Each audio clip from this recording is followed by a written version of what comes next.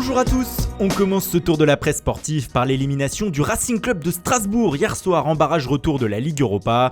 Les Alsaciens ont été balayés 3-0 par Francfort et surtout ont été emportés par la furie des Allemands comme l'écrit les dernières nouvelles d'Alsace ce matin.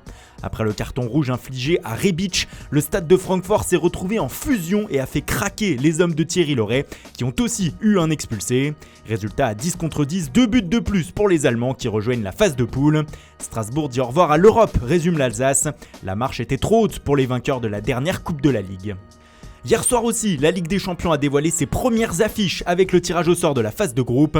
Et comme le résume le quotidien L'Équipe pour les clubs français, c'est Real et Royal. Le Paris Saint-Germain est en effet tombé dans le groupe du Real Madrid de Zinedine Zidane, qui va donc retrouver les Parisiens 18 mois après le 8e de finale gagné par la bande à Zizou. Paris affrontera aussi Bruges et Galatasaray dans sa poule. L'OL de son côté a plutôt été épargné par le sort. Pour le progrès, Jean-Michel Aulas et Juninho ont assisté à un bon plan pour leur équipe. Lyon jouera le Zénith Saint-Pétersbourg, Benfica et Leipzig. Cela sera un petit peu plus compliqué mais pas impossible pour Lille. Les nordistes sont tombés dans le groupe H avec Chelsea, l'Ajax Amsterdam et Valence. D'ailleurs les Espagnols viendront sans peur défier leur adversaire. C'est du moins ce qu'écrit le quotidien Super Déporté ce matin qui croit à une qualification en 8e de finale du club tché. PSG Real donc dans le même groupe et même comme affiche de la première journée.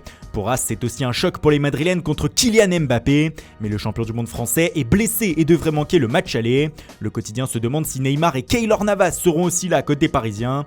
Quoi qu'il en soit, le journal résume le tirage pour les clubs espagnols comme des affrontements entre ennemis intimes. L'Atlético de Madrid affrontera notamment la Juventus Turin pour un remake du 8e de finale de l'an passé où CR7 avait éliminé à lui seul les Colchoneros. Cela permet à Tuttosport de lâcher un Vamos Juve en espagnol dans le texte sur sa une. L'Atlético sera aussi opposé à Leverkusen et au Lokomotiv Moscou.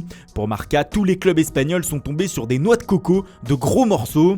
Ce sera difficile pour le Barça et l'Atlético, écrit le média. Le Real est avec le PSG et Valence dans une poule exigeante. Voici d'ailleurs tous les groupes de cette première phase avec notamment de belles affiches comme Bayern-Tottenham dans le groupe B ou encore Liverpool-Napoli dans le E.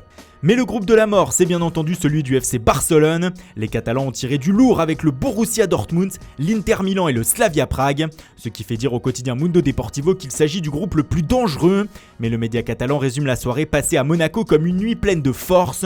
Au-delà du tirage, Lionel Messi et Frenkie de Jong ont été distingués pour leur saison dernière sur la scène européenne. La Pulga en tant que meilleur attaquant et le Néerlandais en tant que meilleur milieu avec l'Ajax. Mais l'homme de la soirée, c'est lui, Virgil van Dijk. Le défenseur central de Liverpool a été désigné meilleur joueur par l'UEFA de la saison dernière. Toute la presse anglaise s'enflamme, alors pour le rock défensif, c'est super van pour le Mirror, Van Dijk est tout en haut pour le Daily Star, et le Daily Mail se permet de chambrer en indiquant que le Néerlandais a encore battu Messi après la demi-finale de l'an passé. Sport aussi revient sur la soirée d'hier à Monaco, en évoquant le tirage bien sûr, mais aussi évidemment le dossier Neymar. Tout cela a été frénétique pour le quotidien. En effet, Nasser El Khelaifi et Josep Bartomeu se sont rencontrés hier en marge du tirage pour évoquer le transfert du Brésilien. Et selon le média, aucun accord n'est pour le moment ficelé. Et pour cause, les 3 joueurs inclus dans l'offre du Barça, à savoir Dembélé, Rakitic et Todibo, ne veulent pas venir au PSG. Paris aurait donc demandé au Barça de faire une autre proposition, tout en effectuant une contre-offre. Cependant, peu d'informations auraient filtré pour celle-ci, Sport indiquant qu'elle serait beaucoup plus exigeante que la dernière du Barça, avec beaucoup plus d'argent. En tout cas, comme l'indique le Parisien, les négociations continuent et vont se poursuivre aujourd'hui, mais le temps presse, lundi, tout sera terminé. Neymar qui fait la une aussi en Italie, c'est d'ailleurs du pays transalpin hier qu'est venue la rumeur selon laquelle un accord aurait été trouvé entre les deux clubs. Pour la Gazzetta dello Sport, Neymar est sur le point de retourner à Barcelone et du coup les étoiles s'apprêtent à bouger. Le Brésilien pourrait faire commencer un jeu de chaises musicales puisque Paris pourrait se positionner clairement sur Paulo Dybala. Un départ de l'Argentin de la Juve pourrait permettre à Mauro Icardi d'arriver à Turin. Mais comme le rapporte le quotidien italien ce matin, coup de théâtre. En effet, Giuseppe Marotta, le directeur sportif de l'Inter, aurait proposé à Icardi de prolonger son contrat avec le club lombard avant d'être prêté.